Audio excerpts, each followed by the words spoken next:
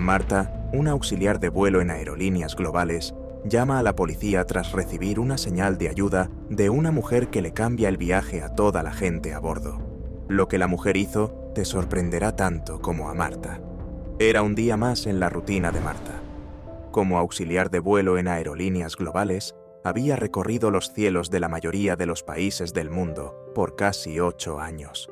Aunque el glamour que imaginó en su juventud se había diluido con las largas horas, el cansancio y las millas acumuladas, seguía amando su trabajo.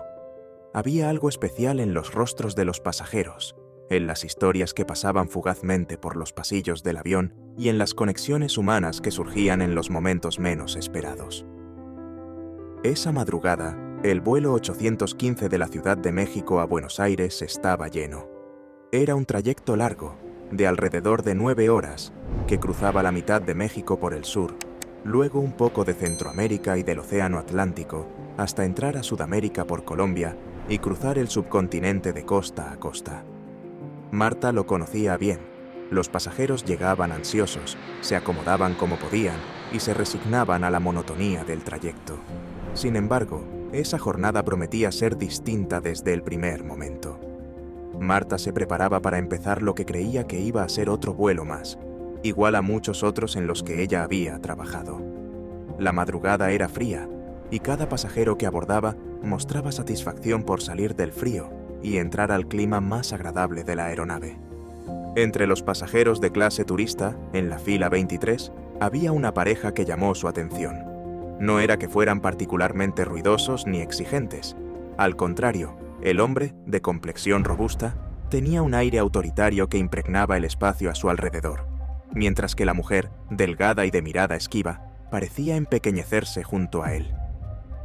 Marta no pudo evitar fijarse en ellos desde el momento en que abordaron el avión. El hombre llevaba una pequeña maleta de mano y caminaba con paso decidido, mientras que la mujer lo seguía con movimientos nerviosos, cargando un bolso que parecía demasiado pesado para su delgada figura. Era una mujer hermosa, que seguramente tenía una sonrisa que iluminaba cualquier lugar al que entrara. Pero al abordar ese avión, sonreír era lo que menos estaba haciendo esa mujer, ya que su rostro solo reflejaba temor e inseguridad. Marta los saludó con una sonrisa, como hacía con todos los pasajeros. El hombre le devolvió una mirada fría, casi desafiante, mientras la mujer apenas hizo un gesto de asentimiento sin levantar la cabeza, y no dijo nada. Miraba el suelo, y sus manos temblaban levemente mientras caminaba. Marta intentó ignorar sus primeras impresiones, recordándose que cada pasajero es un mundo y que no le correspondía juzgar. Sin embargo, mientras los veía caminar por el pasillo hacia sus asientos, las señales que percibía se hacían cada vez más evidentes. La esposa mantenía el rostro casi escondido tras su cabello, y Marta notó que sus manos tenían pequeñas marcas rojas, como si hubiera estado rascando su piel por ansiedad. Marta intentó no darles demasiada importancia. Las primeras impresiones podían ser engañosas, y a menudo los pasajeros proyectaban tensiones que no tenían nada que ver con lo que ocurría en el avión. Pero algo en la dinámica de la pareja despertó una alarma sutil en su interior. En el momento que llegaron a sus asientos, el hombre colocó su maleta de mano en el compartimento superior y esperó a que la mujer guardara su enorme bolso en el mismo compartimento, pero sin ayuda de su marido. Luego de que lo hizo con mucho esfuerzo, se sentó en el asiento del medio, entre el asiento de la ventanilla y el del pasillo. Enseguida, el hombre tomó asiento junto al pasillo y estiró sus pies cómodamente hacia el pasillo. El avión despegó sin contratiempos, y Marta se enfocó en sus tareas habituales. Sin embargo, la inquietud volvió a asaltarla durante el primer servicio de bebidas. Cuando llegó a la fila 23 con el carrito, preguntó con su habitual sonrisa: «¿Qué les puedo ofrecer?». El hombre levantó la vista, sin molestarse en devolverle la cortesía, y respondió: «Café». Luego, giró hacia la mujer antes de añadir con tono seco: «Nada para ella». Marta, acostumbrada a pasajeros difíciles, asintió y sirvió la bebida. Sin embargo, al mirar a la mujer, notó que en su mirada había algo más que cansancio. Era miedo, un miedo profundo y arraigado que ella había visto antes, en noticias o documentales, pero nunca tan intenso como se veía en persona. Marta se retiró, pero no podía sacarse de la cabeza la mirada de la mujer. Era una mezcla de miedo y resignación que, aunque trataba de ocultar, era evidente para quien la observaba con atención. Durante los minutos siguientes, Marta trató de concentrarse en otros pasajeros, pero su mirada volvía una y otra vez hacia aquella mujer junto a la ventanilla. Desde la parte delantera del avión, Marta podía ver al hombre hablando en voz baja con su esposa, casi como si estuviera dándole órdenes, y ella solo asentía sin decir nada. Marta se obligó a mantenerse profesional y esperar, pero algo en su interior insistía en que no podía hacerse de la vista gorda. ¿Y si lo que sospechaba era real? Había escuchado historias de personas que pedían ayuda en silencio, esperando que alguien notara las señales, que alguien estuviera dispuesto a ver más allá de las apariencias. Y aunque intentaba convencerse de que podía ser solo su imaginación, cada gesto de aquella pareja confirmaba sus sospechas. Más tarde, mientras pasaba por el pasillo para recoger vasos vacíos, vio algo que solo echó más leña al fuego de sus sospechas. La mujer estaba escribiendo en una servilleta una palabra: ayud. Pero aunque lo escribía con movimientos rápidos y nerviosos, como si temiera ser descubierta, el hombre se dio cuenta que Marta veía a su mujer y se dio vuelta la cabeza para verla, a lo que ella rápidamente arrugó la servilleta y la escondió en su bolsillo. El hombre no parecía haberse dado cuenta, pero Marta sintió como su corazón latía con fuerza. La mujer la miró de reojo, insegura. Marta notó que tenía el labio inferior ligeramente hinchado, como si se lo hubiera mordido o golpeado recientemente. Detrás de los lentes de sol que la mujer mantenía puestos, asomaba un moretón morado, oscuro, casi negro.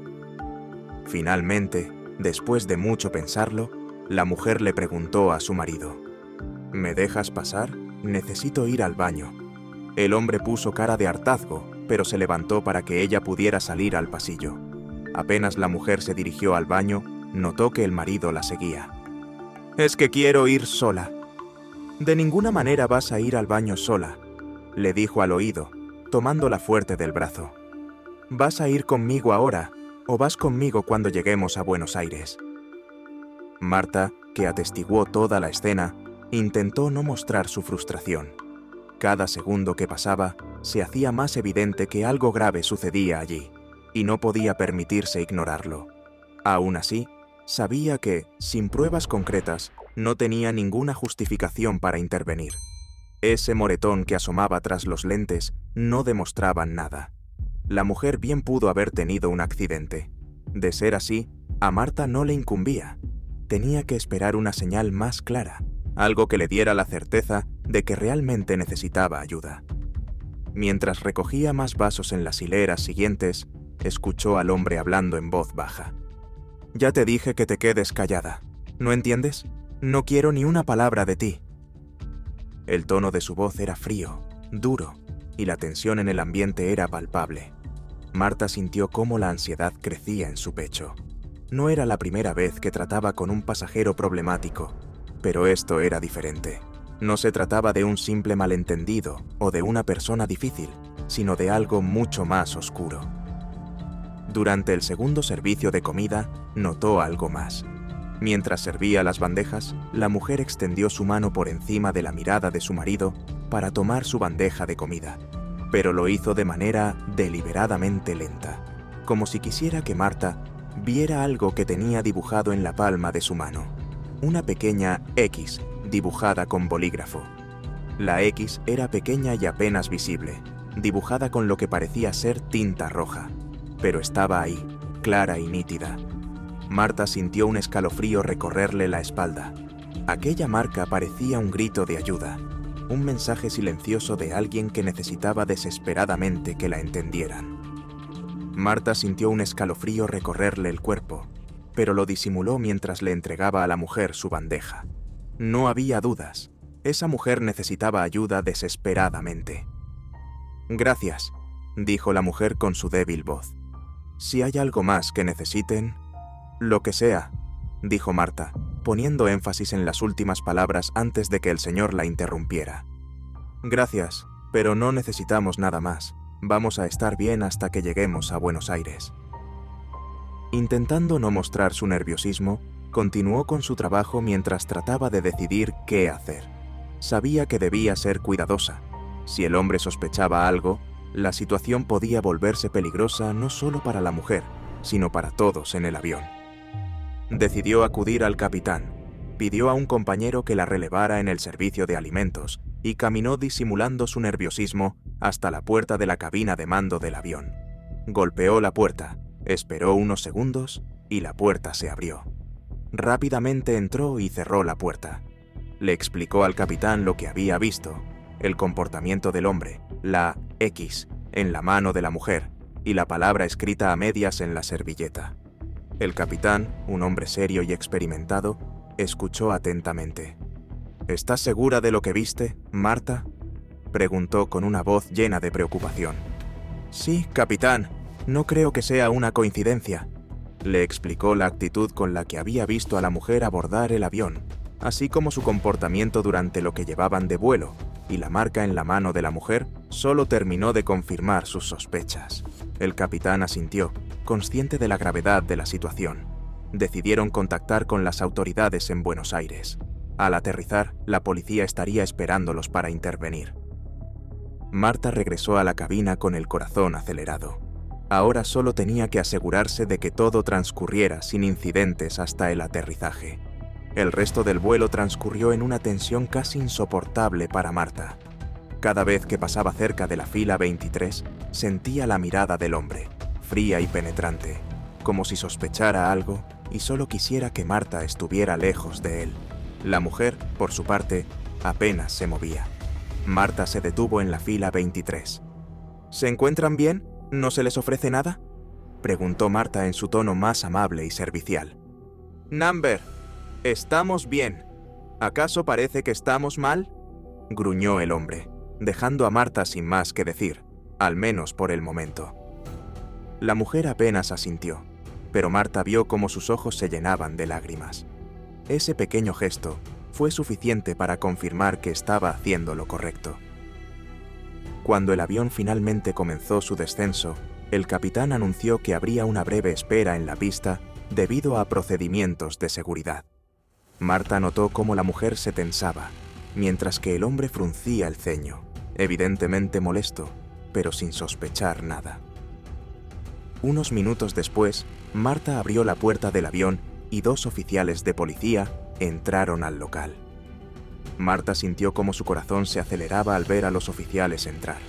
Mantuvo la compostura mientras los saludaba, agradecida de que hubieran llegado tan rápido. Con una sonrisa calmada, simplemente les dijo, 23. Al ver a los oficiales acercarse a él, el hombre se tensó de inmediato, y una sombra de irritación oscureció su rostro. La esposa bajó aún más la cabeza, mientras que apenas contenía un temblor en sus manos. ¿Qué es esto?, preguntó el hombre. Su tono ya no era solo de impaciencia, sino de desconfianza. Lanzó una mirada dura hacia Marta, como si sospechara que ella estaba detrás de esta sorpresa. Uno de los oficiales, un hombre alto y de voz tranquila, dio un paso adelante, manteniendo un tono profesional y directo. Disculpe, señor. Necesitamos que nos acompañe. Es solo un procedimiento de rutina. El hombre cruzó los brazos, como si estuviera considerando resistirse. Sin embargo, el oficial dio un paso más cerca, dejando claro que no tenía opción. Con una mezcla de nervios y alivio, Marta los observó mientras los policías escoltaban al hombre hacia la puerta de la aeronave y lo sacaban de ahí. Tras ellos caminaba la esposa del hombre, quien, al cruzar la puerta, volvió a mirarla y le sonrió débilmente. Era una sonrisa tenue, pero en sus ojos había un brillo que no había mostrado antes, una chispa de esperanza. Mientras tanto, el hombre, que comenzaba a mostrar signos de nerviosismo, intentaba defenderse, insistiendo en que todo era un malentendido. «No tengo nada que ocultar», decía el hombre, pero su voz ya no era la misma. Temblaba, consciente de que su control sobre ella se estaba debilitando. En el aeropuerto, los oficiales separaron a la pareja para interrogarlos. Fue entonces cuando la mujer, entre lágrimas, finalmente alzó la voz, rompiendo en llanto mientras confesaba entre sollozos la verdad de su situación. Había soportado años de abuso físico y psicológico. Este viaje, explicó, era parte de un plan de su esposo para aislarla aún más, llevándola lejos de su familia y amigos. La X en su mano y la servilleta eran su último recurso. Los oficiales escucharon con seriedad y, al terminar, el hombre fue arrestado y la mujer fue llevada a un lugar seguro. Marta, aunque aliviada, no pudo evitar sentir un peso en el corazón al pensar en todo lo que aquella mujer había soportado antes de llegar a ese punto. Como Marta había sido testigo de la relación entre el hombre y la mujer durante el vuelo, la policía la tuvo que entrevistar y ella accedió a cooperar, dando todos los detalles que recordara. Una vez terminado el interrogatorio, Marta salió del aeropuerto y respiró profundamente. Había salvado una vida ese día, y aunque sabía que el camino de la mujer hacia la recuperación sería largo, se sintió orgullosa de haber podido marcar la diferencia. Esa noche, mientras se recostaba en la cama del hotel, Marta pensó en su papel como auxiliar de vuelo. No solo se trataba de servir bebidas o garantizar la comodidad de los pasajeros, también significaba estar alerta, prestar atención a los detalles y, cuando fuera necesario, ser un puente hacia la esperanza. Cerró los ojos con una sonrisa y descansó profundamente esa noche. Sabía que había hecho lo correcto, y eso era lo que realmente importaba. Si conoces a alguien o eres víctima de cualquier tipo de violencia, una X roja en la palma de tu mano puede ser una señal de auxilio que podría salvarte a ti o a alguien más.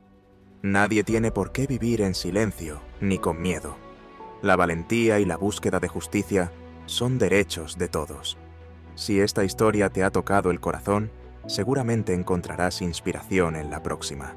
No olvides suscribirte, darle un me gusta y hacer clic en la campanita para recibir notificaciones cada vez que publiquemos una historia nueva, para que no te pierdas las próximas historias que tenemos para ti.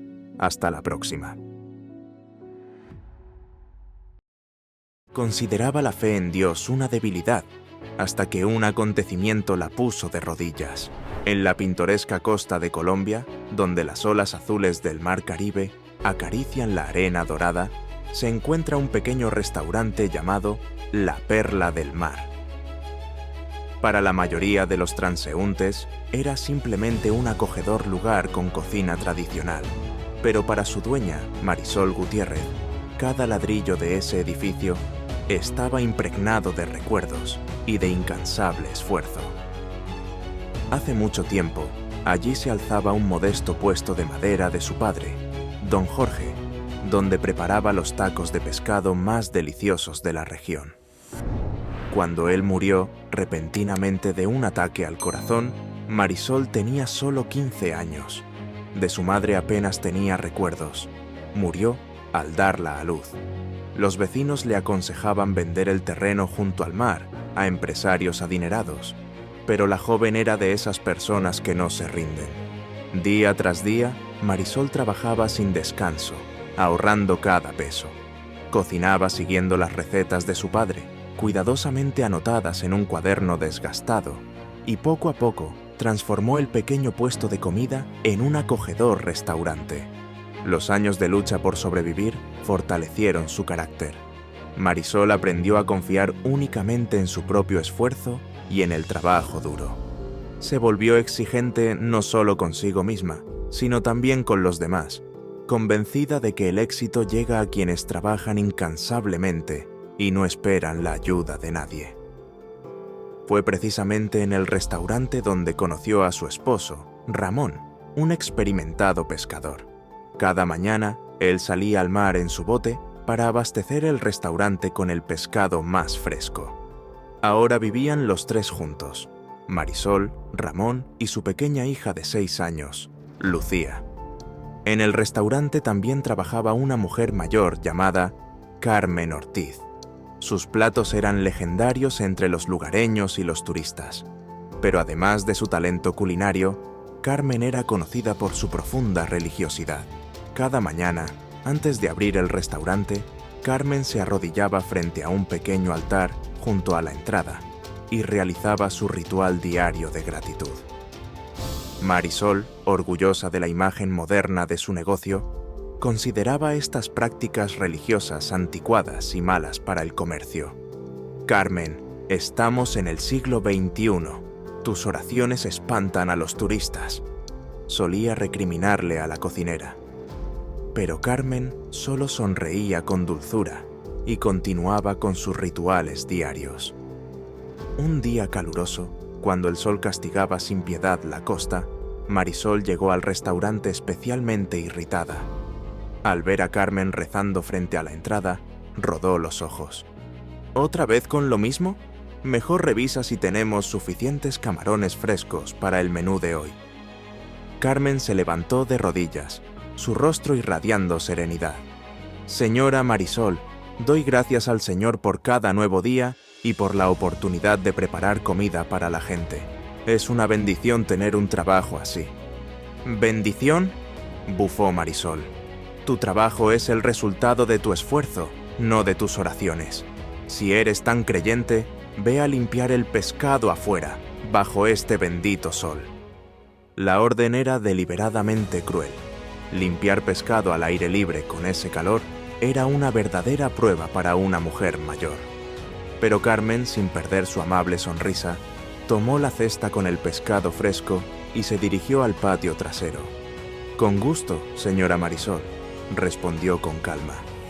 Una hora después, Marisol salió al patio trasero. Bajo el abrasador sol caribeño, Carmen limpiaba el pescado con dedicación.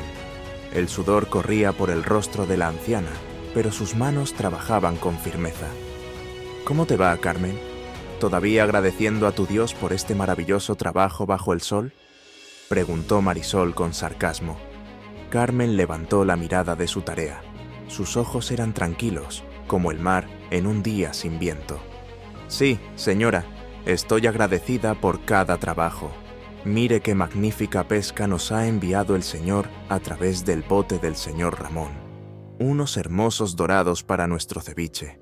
El calor y la imperturbable calma de Carmen solo aumentaban la irritación de Marisol.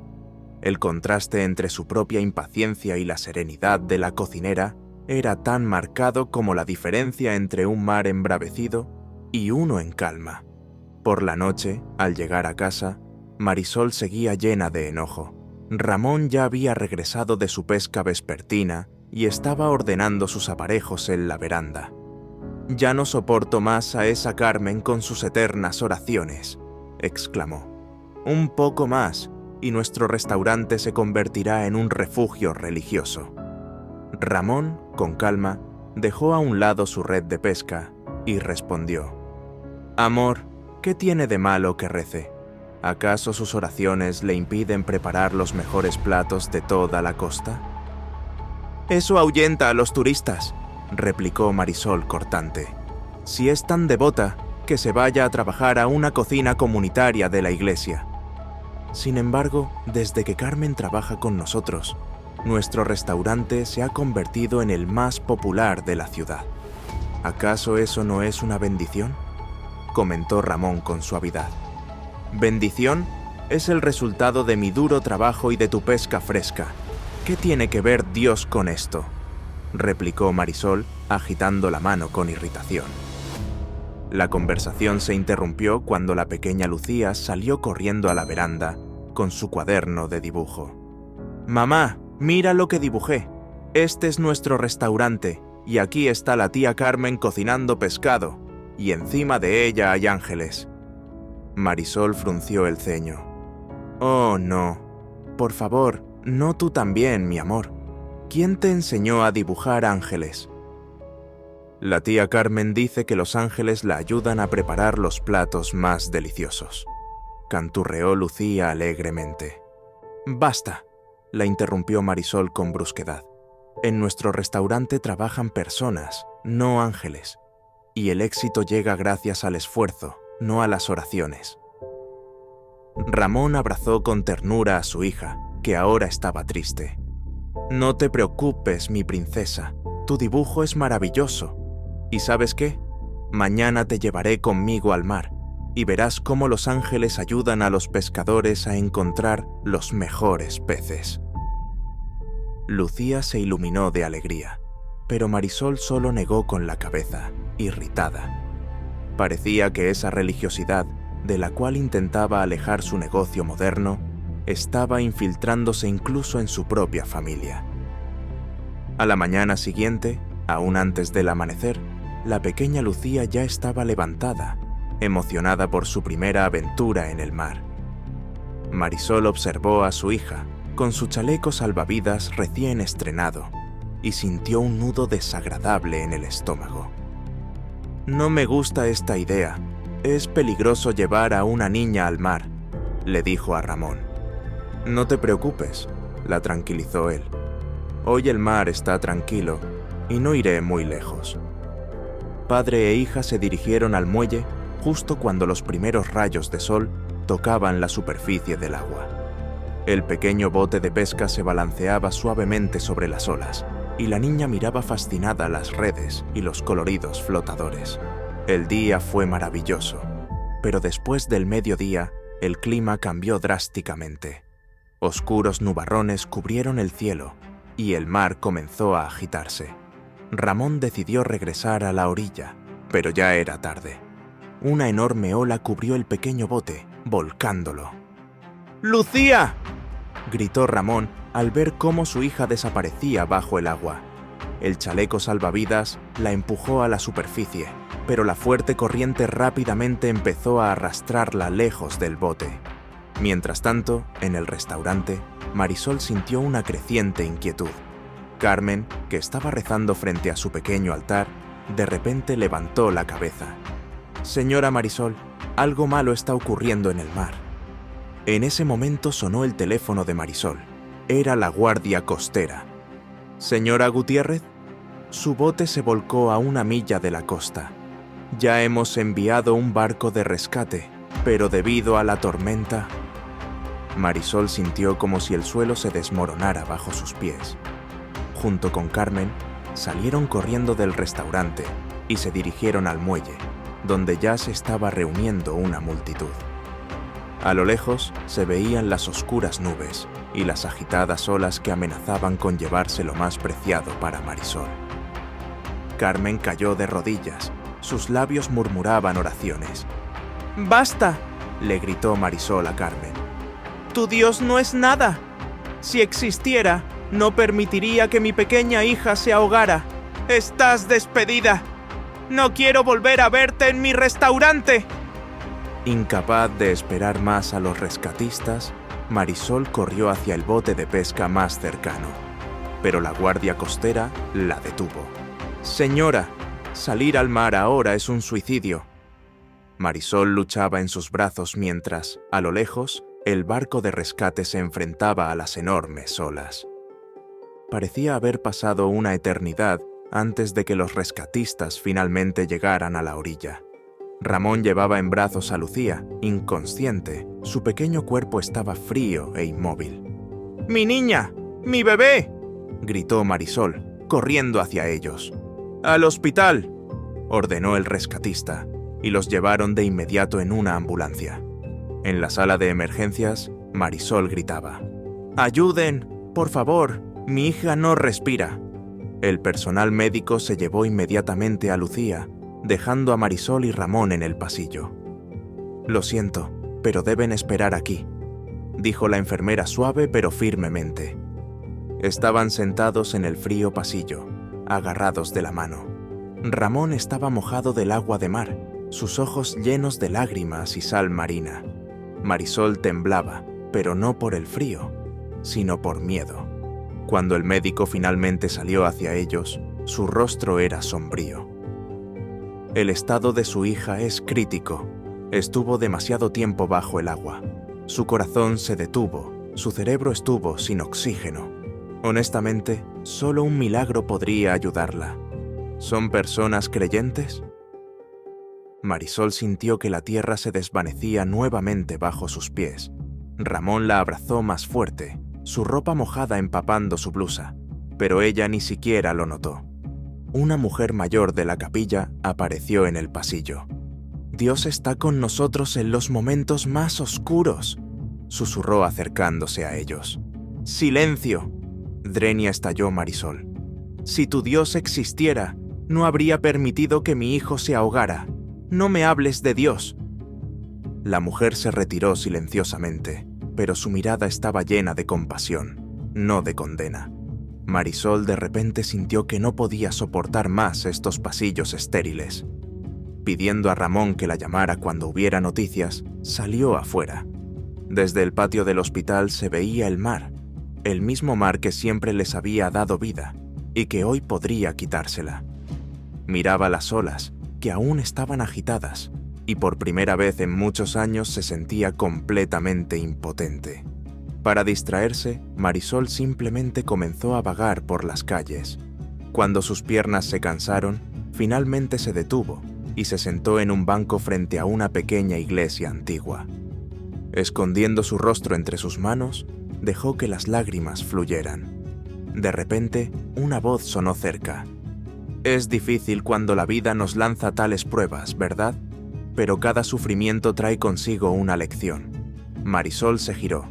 Un desconocido estaba sentado a su lado. En su mirada, Marisol vio comprensión y calma, como si supiera lo que ella estaba sintiendo.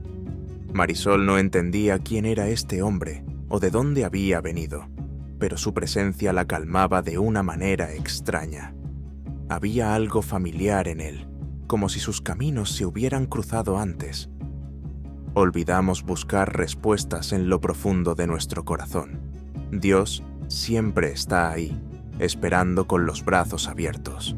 Siempre está dispuesto a perdonar a aquellos que lo buscan sinceramente. Continuó el desconocido. Una pequeña esperanza floreció en el alma de Marisol. ¿Cree que aún hay esperanza para mí y para Lucía?, susurró. El desconocido asintió con una cálida sonrisa. Siempre hay esperanza, Marisol. Nunca es tarde para abrir tu corazón y permitir que la paz y el perdón divino entren en tu vida. Él comprende tu dolor y está dispuesto a ayudarte a llevar tu carga. Solo necesitas buscarlo y confiar en su amor. Marisol, abrumada por el dolor, cerró los ojos, permitiendo que las emociones y las palabras fluyeran desde su corazón afligido. Quien quiera que seas, Dios o Virgen María u otro santo, te suplico que salves a mi pequeña Lucía. Ella no merece esto. Si realmente existes, por favor, sálvala. Ella es mi luz, mi todo. Necesito desesperadamente tu ayuda. De repente, sonó una melodía en el móvil. Era Ramón. Corre más rápido. Lucía se ha despertado. Marisol se levantó del banco y solo entonces notó que nadie estaba a su lado. El misterioso hombre había desaparecido tan discretamente como había aparecido. Marisol corrió. La esperanza llenaba su corazón, avivando la chispa de fe que apenas comenzaba a arder en ella. En el hospital, se lanzó a los brazos de Ramón, llena de alivio. Mientras caminaban juntos hacia la habitación de su hija, la mente de Marisol recordaba todo lo sucedido. Pensaba en el hombre misterioso, en su desesperada súplica y en la inesperada llamada de Ramón. No encontraba una explicación lógica para estos acontecimientos, pero estaba agradecida por el rescate de su hija. Frente a la puerta de la habitación, el médico los detuvo con una pregunta inesperada. ¿Ustedes rezaron? Lo que sucedió hoy es un verdadero milagro. Su hija despertó cuando ya no había esperanza. La recuperación de Lucía era asombrosa. Los médicos se encogían de hombros, incapaces de explicar este caso. Solo Marisol y Ramón entendían. Esto había sido un milagro que habían suplicado. Al ver a su hija consciente, los padres se lanzaron hacia ella y la cubrieron de besos. De repente, Lucía se liberó de sus brazos y se irguió bruscamente, como si recordara algo. Mamá, papá, cuando estaba lejos, me rodeó una luz cálida y brillante.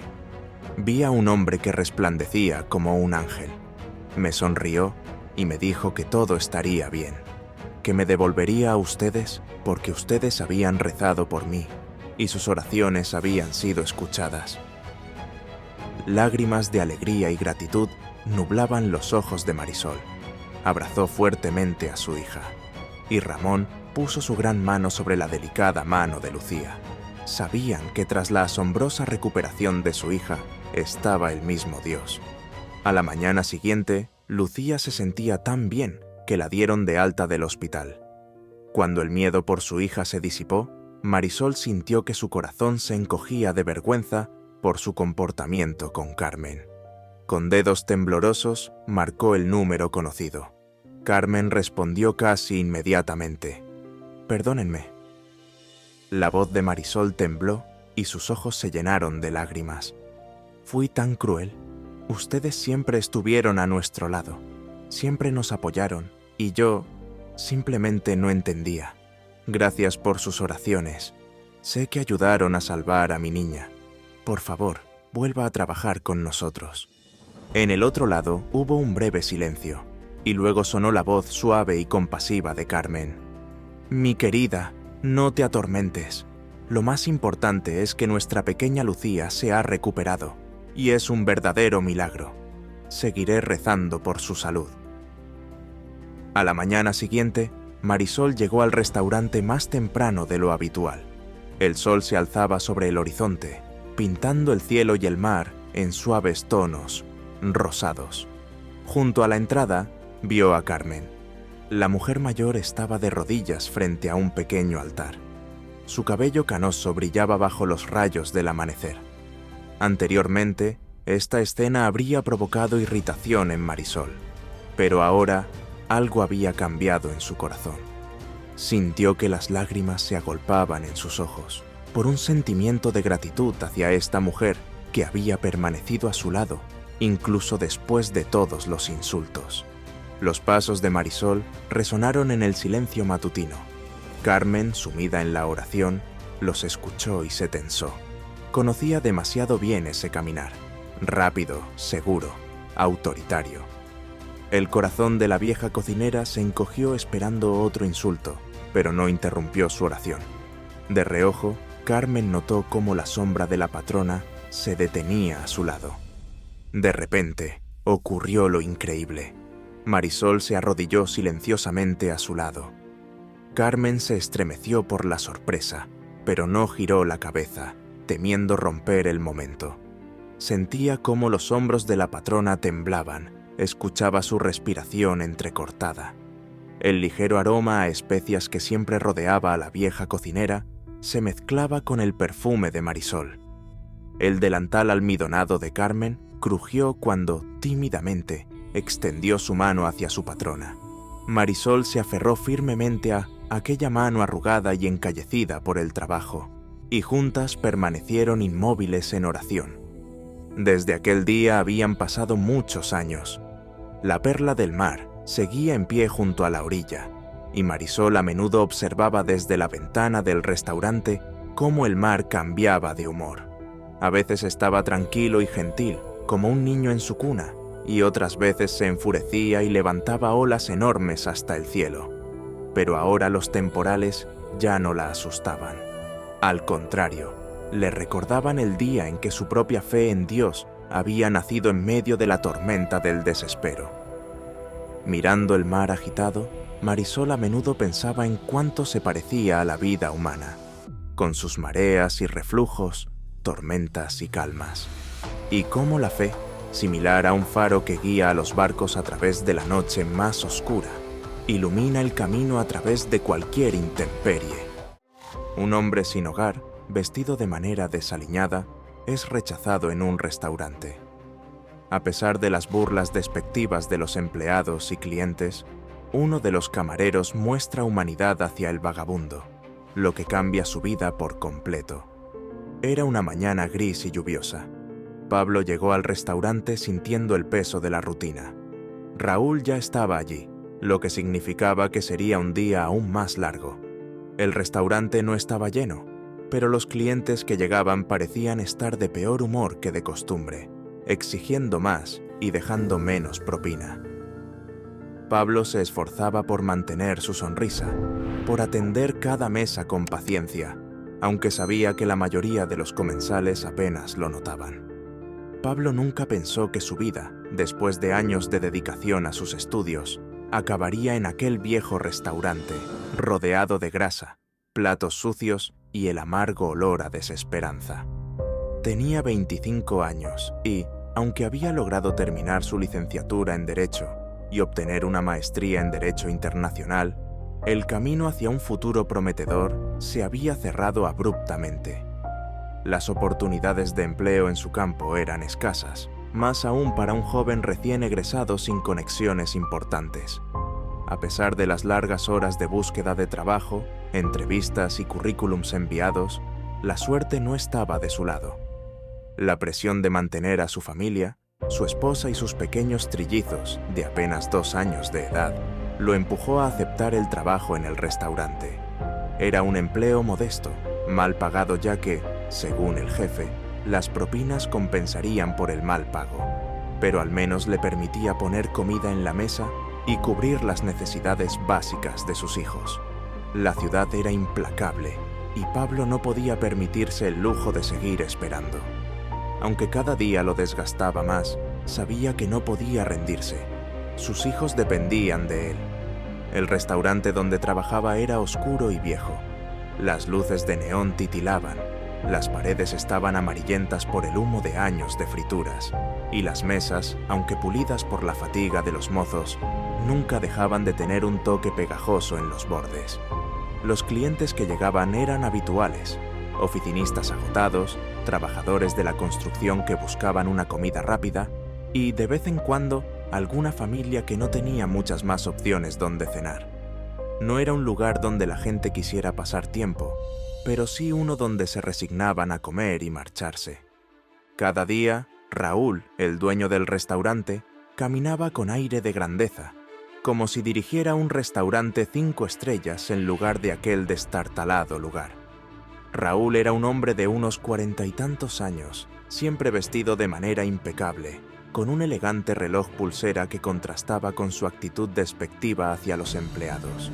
Sus gritos eran parte del paisaje cotidiano, y su desdén por Pablo, en particular, parecía haber crecido con el tiempo.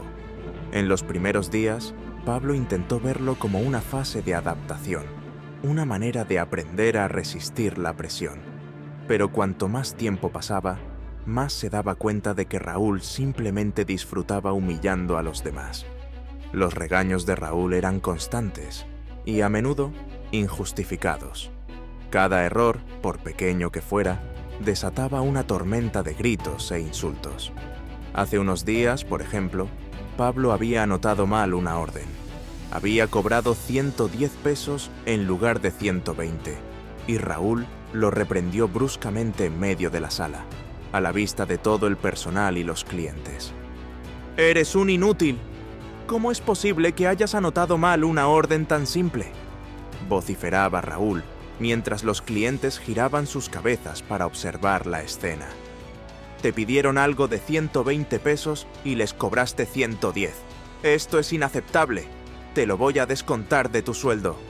Los otros camareros sonreían con malicia. De vez en cuando, todos recibían reprimendas, pero, por alguna razón, los fracasos de Pablo les causaban a todos un especial placer. Cada palabra hería profundamente a Pablo. Le daba vergüenza escuchar esas reprimendas a la vista de todos, pero aún más vergonzoso era no poder responder. Al principio intentaba mantener la calma, pensar que no debía tomárselo a pecho, pero con el tiempo la acumulación de insultos y humillaciones lo iba desgastando. Cada día se levantaba más cansado, no solo físicamente, sino emocionalmente. Era como si el peso de sus responsabilidades y las constantes críticas lo estuvieran aplastando lentamente. Su única fuente de alivio era pensar en su familia. Su esposa siempre había sido su mayor apoyo. Se conocieron en la universidad, cuando ambos soñaban con un futuro lleno de posibilidades. Pero ahora la realidad era otra. Con 3 niños pequeños que cuidar y el peso de las deudas acumulándose, su esposa había dejado de trabajar para cuidar a los trillizos, lo que hacía que Pablo fuera el único proveedor. Él no quería que ella supiera cuánto lo afectaba el trabajo. Intentaba mantenerse optimista y evitar que ella notara su creciente frustración. Sin embargo, con cada día que pasaba en el restaurante, Pablo sentía que algo dentro de él se desmoronaba. A veces, cuando lavaba platos o limpiaba las mesas sucias, recordaba los días en la universidad, cuando se veía a sí mismo como un futuro abogado, defendiendo los derechos de las personas o negociando tratados internacionales. Pero esos sueños parecían cada vez más lejanos, como si pertenecieran a otra vida, una vida que se había desvanecido con el paso del tiempo. Pablo entendía que, aunque hiciera algo, nada cambiaría. Pero, ¿de dónde podía sacar la fuerza y la confianza para atreverse a dar un paso desesperado? El restaurante no era un lugar agradable ni para trabajar ni para comer. Los empleados no tenían derecho a la comida, a menos que pagaran por ella, al mismo precio que los clientes. Y cuando finalmente conseguían una pausa para comer, debían hacerlo en el patio trasero, donde se encontraban los enormes botes de basura sin tapas y llenos de restos de comida, lo cual atraía con frecuencia a las ratas. El hedor era constante y nauseabundo, y a menudo convertía a la mejor comida en algo difícilmente apetecible, por lo que casi siempre los trabajadores del restaurante preferían esperar. Pero Pablo ya estaba acostumbrado a eso. Sabía que, mientras tuviera trabajo, mientras pudiera mantener a su familia, debía seguir adelante, por más desagradables que fueran las condiciones. Hacia el mediodía de aquel día sombrío, un hombre mayor entró al restaurante. Pablo lo notó de inmediato. Era un hombre de unos 60 años, con el cabello despeinado y sucio, y vestía ropa gastada y llena de agujeros. Lo más llamativo era que estaba descalzo, a pesar del frío. Pablo observó cómo el hombre se acercaba a una mesa desocupada y se sentaba intentando controlar el temblor en todas sus extremidades. Los otros mozos lo miraban con desdén. Uno de ellos se acercó con actitud hostil. «Buenas tardes, señor, pero lamentablemente no podemos atenderlo. Le pediría que se retire», dijo el mozo con tono despectivo. El hombre, sin perder la calma, respondió con una voz temblorosa por el frío. «Pero quiero comer. Tengo dinero para pagar». El mozo lo miró incrédulo. «Lo siento, señor, pero no podemos atenderlo», repitió, esta vez con menos paciencia. «¿Por qué no?», insistió el hombre, mostrando unas monedas que llevaba en su bolsillo. «Puedo pagar, como cualquier otro cliente». Jorge, visiblemente molesto, tomó la orden a regañadientes, pero Pablo notó que no tenía intención de cumplirla. Al entrar en la cocina, Jorge comentó en voz alta: «Voy a esperar a que se canse y se largue. No voy a perder el tiempo con él». Pablo sintió un nudo en el estómago. Sabía que lo que estaban haciendo estaba mal, pero también sabía que enfrentarse a Raúl podría costarle el empleo. Sin embargo, algo dentro de él se resistía a quedarse de brazos cruzados.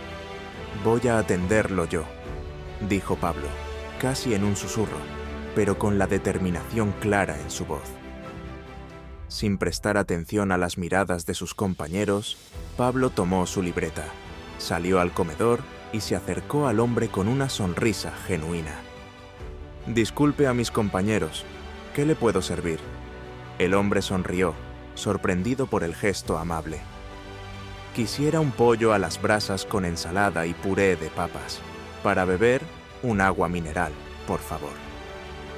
Pablo anotó el pedido y volvió a la cocina, dispuesto a preparar la orden.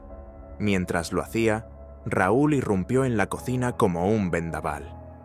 «¿Qué diablos crees que estás haciendo?», gritó Raúl, tomando a Pablo por el brazo y arrastrándolo hasta el pasillo. «El señor tiene hambre y tiene dinero para pagar», respondió Pablo, sintiendo que su voz apenas era un susurro. «No me importa si tiene dinero. Huele espantoso y está espantando a los clientes. ¿Crees que ese mendigo puede reponer lo que nos pagarían los clientes que se van por su culpa?», vociferó Raúl. Pablo, con el corazón apesadumbrado, regresó a lavar los platos, pensando en su familia y en cómo salir de esa situación tan desesperante. Mientras tanto, Raúl ordenó que le dieran la comida al hombre, pero para llevar, y dio la orden de decirle al indigente que debía esperar afuera por su comida. Pablo vio desde la cocina cómo su compañero se acercaba al hombre para acatar la orden de Raúl. Luego, el hombre, sin inmutarse, simplemente salió del restaurante con dignidad. Raúl observaba con satisfacción cómo el hombre abandonaba el lugar, pero Pablo ya no podía quedarse quieto. Salió detrás del hombre, que esperaba afuera por su comida. «Señor, ¿está usted bien? Le debo una enorme disculpa», dijo Pablo, genuinamente preocupado. «No te preocupes, muchacho, no es tu culpa», respondió el hombre, tranquilo. «Por favor, deme un minuto», insistió Pablo, corriendo de nuevo a la cocina.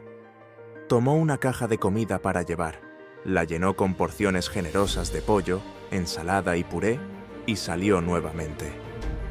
Al pasar junto a la oficina de Raúl, sin pensarlo dos veces, le gritó: «Estoy harto de ti, odio cada minuto de tu presencia, y que no puedas, renuncio». Pablo salió del restaurante bajo las miradas atónitas de sus compañeros y clientes. Raúl, estupefacto, solo pudo verlo alejarse. Cuando Pablo alcanzó al hombre en la calle, le ofreció la caja de comida. «Señor, aquí está su comida». El hombre sonrió amablemente, pero respondió: «No tengo hambre», y continuó su camino. Pablo, intrigado, caminó a su lado y notó que el hombre temblaba de frío. «Al menos tome mis zapatos, por favor. No puedo dejarlo andar descalzo con este frío», dijo Pablo, entregándole sus zapatos. El hombre, sorprendido por el gesto, finalmente se detuvo y aceptó los zapatos. «¿Cómo te llamas, muchacho?», preguntó. «Pablo», respondió él. «Yo soy Carlos, y créeme, muchacho, tengo en casa unos buenos zapatos. ¿Sabes? A veces tenemos que salir de nuestra zona de confort para ver las cosas desde otra perspectiva», dijo Carlos mientras se calzaba los zapatos que Pablo le había dado. Pablo no entendía bien a qué se refería, pero antes de que pudiera preguntar algo más, se acercó Jorge y le dijo: «Pablo, Raúl quiere hablar contigo. Está furioso». Pablo, exasperado, respondió: «Pues dile que venga aquí. No me he ido tan lejos». Carlos observaba la escena en silencio, mientras Pablo, cansado de todo, decidió desahogarse. «Voy a ser honesto contigo, Carlos. Me gusta mi trabajo, pero no aguanto más a mi jefe. Es un irrespetuoso. El restaurante está cada vez peor y él no hace nada para salvarlo». Carlos lo escuchaba atentamente y tras un momento de silencio le preguntó: «Si tú estuvieras a cargo, ¿qué harías para cambiar las cosas?». Entonces, Pablo comenzó a describir con entusiasmo todas sus ideas y planes. Habló sobre la importancia de respetar a los empleados y clientes, sus proyectos para mejorar el restaurante, la limpieza y la atmósfera general. Pablo se encontraba emocionado, contándole a Carlos lo que creía que podría mejorar el restaurante, cuando llega Raúl con los puños apretados y echando humo por las orejas de la rabia. Interrumpiendo a Pablo, grita, sacándose los lentes: «¿Acaso crees que puedes renunciar, así como...?» Raúl se detiene abruptamente cuando nota que el indigente que se encuentra sentado con Pablo, que había estado en el restaurante, es en realidad su propio padre. «¿Papá? ¿Pero qué está sucediendo?», preguntó Raúl, absolutamente confundido y poniéndose los lentes de nuevo. Pablo, por su parte, también se quedó congelado de la incredulidad. Carlos se puso una mano en la cabeza y levantó toda la sucia cabellera, una peluca que había estado tapando una hermosa cabellera blanca e impecablemente peinada. «Efectivamente, joven Pablo, yo no soy un indigente. Soy Carlos Moreno, el padre de Raúl y actual dueño del restaurante. Vine al restaurante, mi restaurante, vestido como un indigente porque había recibido muchas quejas y decidí venir a verlo por mi cuenta, para ver si era verdad lo que decían. Al principio me negaron el servicio, pero tuvo que intervenir este muchacho para que alguien se dignara a hacer solamente lo mínimo por mí. Pero papá, ellos son unos imbéciles.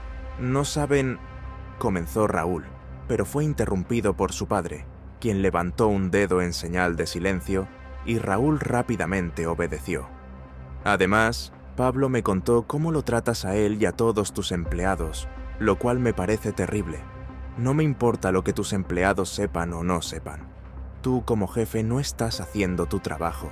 Eres inútil. Y me da vergüenza tener un hijo como tú. Quedas despedido como gerente del restaurante y tú, joven Pablo, quedas promovido a ocupar la gerencia. Ya tuviste muchas oportunidades, Raúl, continuó Carlos. Tienes hasta el lunes para vaciar tu oficina para que Pablo la ocupe. Y Pablo, tienes el resto de la semana libre. Cómprate una buena camisa y corbata, que empiezas el lunes. Ese lunes, al empezar la siguiente semana, Pablo se reunió con Carlos, quien ya se presentó impecablemente limpio y portando un elegante traje en la nueva oficina que ahora le pertenecía. Ambos se sentaron frente a frente en el despacho y Pablo, con nerviosismo pero también con una gran determinación, comenzó a describir su visión para el restaurante. Carlos, sorprendido por la claridad de las ideas de Pablo, asentía con satisfacción. Sabía que había tomado la decisión correcta al confiarle la gerencia del restaurante. Después de aquella conversación, Pablo implementó rápidamente sus planes. Bajo su cuidadosa y dedicada gestión, el restaurante comenzó a vivir una transformación notable. Y esto se refería principalmente al trato hacia las personas. A los clientes les gustaba lo amable y atento que se había vuelto el personal. Y los empleados ahora trabajaban con motivación, sabiendo que su nuevo jefe los valoraba y los trataba con respeto. El cambio en el restaurante no solo transformó el negocio, sino que también comenzó a reflejarse en la vida personal de Pablo y su familia. Con el tiempo, y gracias al éxito de su nueva posición como gerente, Pablo empezó a generar más ingresos. Ya no tenía que preocuparse por si el dinero alcanzaba a fin de mes. Por primera vez en mucho tiempo, podía ofrecer a su esposa e hijos una vida más cómoda y estable. Mudó a su familia a una casa más amplia, con un jardín donde sus pequeños trillizos podían correr y jugar libremente. Pablo finalmente pudo dedicar más tiempo a su familia, algo que había deseado hacer desde hacía mucho. Los fines de semana ya no los pasaba preocupado por las cuentas o por las largas horas en el restaurante, sino disfrutando de momentos especiales junto a su esposa y sus hijos. Estos cambios le dieron una sensación de profunda satisfacción. Recordaba el momento clave en que decidió actuar con misericordia y ayudar a quien más lo necesitaba. La decisión de extenderle la mano a aquel indigente no solo cambió su vida profesional, sino que también lo transformó como persona, enseñándole que la gentileza y la compasión pueden tener efectos inesperadamente poderosos, no solo en los demás, sino también en uno mismo. Pablo entendía claramente que, si no hubiera dado ese paso, él y su familia habrían seguido siendo infelices, pero eligió la bondad, y fue precisamente gracias a eso que ganó en esta vida. Si te ha gustado esta historia, danos un like, suscríbete a nuestro canal y haz clic en la campanita para que te lleguen notificaciones cuando subamos un video nuevo. Con esto nos ayudarás a poder seguir contando más historias como esta.